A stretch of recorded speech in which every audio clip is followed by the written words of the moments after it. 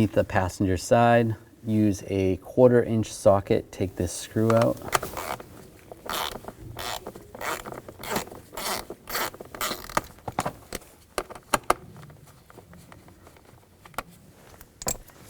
And slide this cover down, just like that, and slide it out.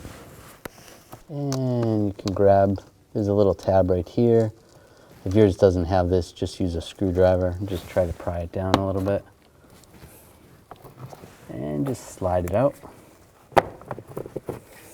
As you're sliding it down, you can kind of like fold it and take it out. Take the new filter, and the filter is going to fold, so you need to fold it pretty much into its position like this. Slide it up.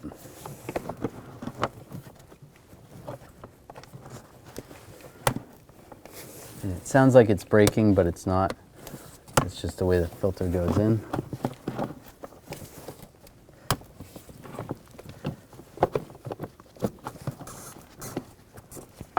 And slide it up, and have these little tabs that'll just make it easier to pull off.